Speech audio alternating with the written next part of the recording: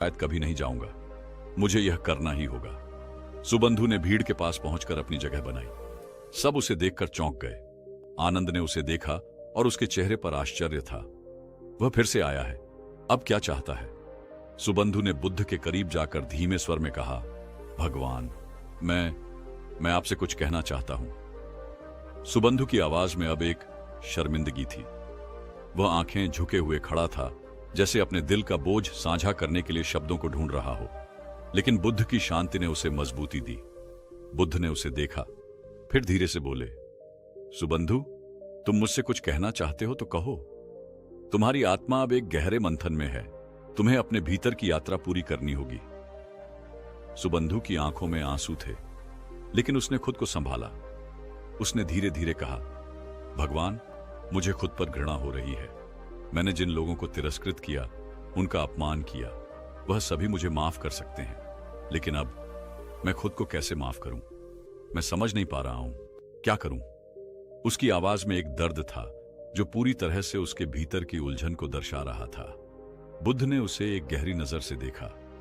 उनके चेहरे पर एक हल्की मुस्कान थी, जो एक ऐसे व्यक्ति की मुस्कान थी जो किसी और के दर्द को समझ सकता है।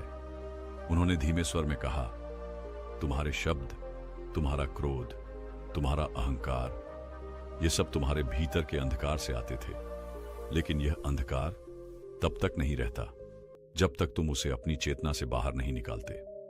सुबंधु ने सिर झुका लिया और बुद्ध ने फिर कहा, तुम सोचते हो कि तुम अपने किए गए कर्मों को कैसे माफ कर सकोगे, लेकिन मैं तुमसे एक सवाल पूछता हूं, क्या तुम अपने अंधकार से भाग सकते हो?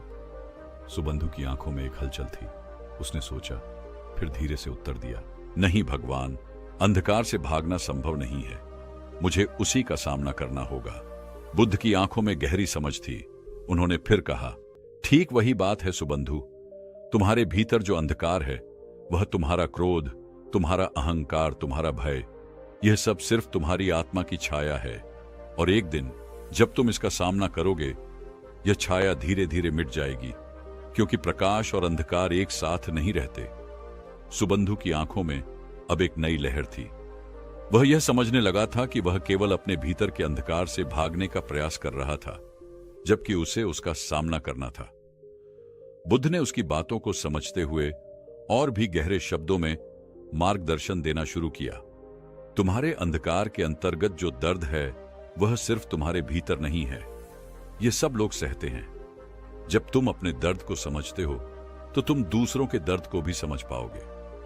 तुम्हारी करुणा तभी प्रकट होगी जब तुम अपने भीतर के घावों को पहचानोगे और उन्हें ठीक करने का प्रयास करोगे। सुबंधु की आंखों में चमक आ गई। उसने धीरे से कहा, क्या मैं वाकई इसे बदल सकता हूं भगवान? बुद्ध की आंखों में गहरी शांति थी। उन्होंने उसे संबोधित करते हुए कहा, यह परिवर्तन तुम्हारे भीतर ही है सुबंधु। तुम अपने विचारों, अपनी क्रियाओं और अपने दृष्टिकोण को बदलने से शुरुआत कर सकते हो। परिवर्तन हमेशा भीतर से आता है। जब तुम स्वयं को बदलोगे, तो तुम्हारे आसपास का संसार भी बदल जाएगा। सुबंधु ने एक गहरी सांस ली और जैसे ही बुद्ध की बातों ने उसे आत्मविश्वास दिया, उसने महसूस किया कि वह सच में कुछ बदल सकता है। वह अब अपने भीतर की जंग जीतने के लिए तैयार था। सुबंधु ने बुद्ध की उपदेशों को अपने दिल में पूरी तरह से उतार लिया था। वह यह समझ चुका था कि उसका असली शत्रु बाहर नहीं, बल्कि उसके भीतर था। उसका अहंकार, उसका क्रोध और उसकी नफरत। बुद्ध के मार्गदर्शन ने उसे आत्म मंथन के लिए प्रेरित किया था और अब वह अपने जीवन में एक नई शुरुआत करने के लिए तैयार था। कुछ दिनों तक सुबंधु ने अपनी दिनचर्या को पूरी तरह से बदल दिया था। वह पहले की तरह गुस्से में नहीं आता था। अपने भीतर की अशांति और घृणा को वह अब शांति और सहानुभूति से बदलने की कोशिश कर रहा था। एक दिन जब सुबंधु गांव के बाजार से गुजर रहा था, उसे एक छोटा बच्चा दिखा जो एक टूटे हुए बर्तन के साथ बैठा था। बच्चा घबराया हुआ था, उसकी आंखों में डर था। सुबंधु ने उसके पास जाकर पूछा, क्या हुआ? तुम डर क्यों रहे हो? बच्चे ने कांपते हुए कहा, मुझे बर्तन को ठीक करना था, लेकिन मैं इसे और भी तोड़ बैठा। अब मुझे डर है कि लोग मुझे डांटेंगे। सुबंधु ने बच्चे की आंखों में देखा और उसे पहली बार महसूस हुआ कि यह बच्चा उस दर्द का सामना कर रहा था जो कभी वह खुद महसूस करता था। वह बच्चा भी अपमानित होने और अपने की गए गलतियों के लिए डर रहा था, ठीक जैसे सुबंधु कभी अपनी क्रोध की वजह से डरता था। सुबंधु ने धीरे से बच्चे को अपने पास खींचा और कहा, देखो, हर कोई कभी न कभी गलती करता है।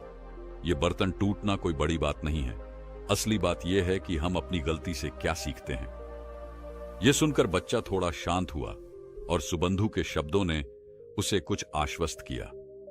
सुबंधु की आवाज में वह सच्ची करुणा थी, जो बुद्ध के उपदेशों का परिणाम थी।